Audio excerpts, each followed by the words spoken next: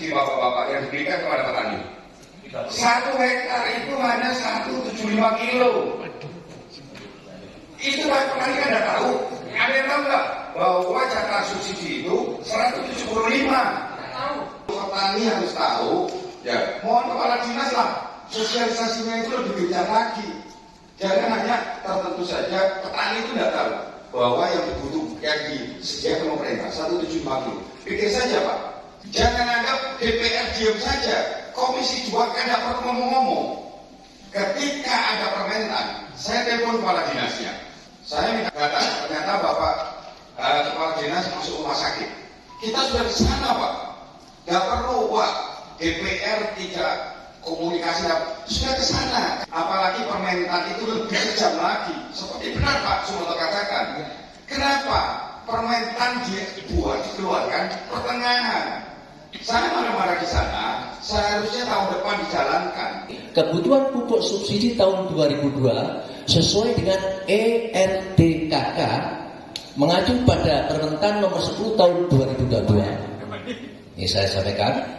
Urea, saya nyekup Kabupaten Banyuwangi ini ya. Urea 47.095 ton. Ya. Kemudian NPK 60.792 ton. Ya. Sedangkan alokasi pupuk subsidi tahun 2022 alokasinya dari pemerintah. Urea 56.014 ton. Ya. Kemudian NPK 40.876 ton. Dari data tersebut, maka kebutuhan pupuk subsidi urea ya dan NPK pada petani yang terdaftar di ERDKK untuk urea terpenuhi 100% lebih. Sedangkan NPK baru terpenuhi 67% NPK sama dengan Desember. Bagi petani yang tidak terdaftar di ERDKK ya, membeli pupuk non subsidi jelas. Kemudian berdasarkan SK Gubernur dan Surat Kadinas Pertanian Provinsi Jawa Timur, Banyuwangi mendapatkan tambahan tadi realokasi pupuk subsidi sampai dengan 2002. Saya jelaskan urea 12.000 ton, ya. Kemudian NPK 15.000 ton. Untuk urea. Ya, untuk urea ini hanya diperuntukkan untuk 18 kecamatan. Yang 7 kecamatan itu penebusannya sudah melebihi ERDKK. Bicara realita.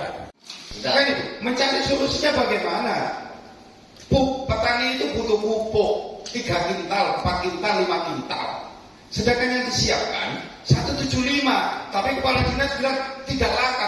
Tidak laku bagaimana? Gak masuk akal lah. Nah, itu cari solusinya bagaimana untuk menolong petani ini.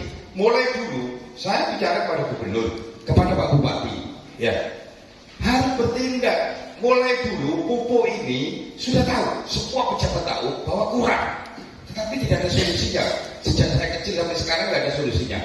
Kenapa? Nah, mulai dari Banyuwangi lah kepala dinas berteriak. Bagaimana jangan dibohongi petani itu. Ada, tapi kenyataannya tidak ada.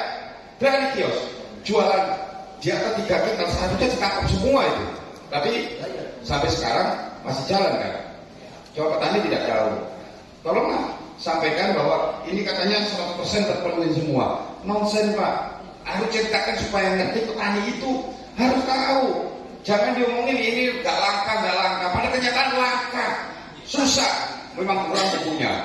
Ketika ada petani yang tidak sudah mendaftar di ERDKK, terdaftar di satu kelompok tani, ya, kemudian dia ketika mau menebus, barangnya dia bilang tidak ada, habis, sampaikan ke saya.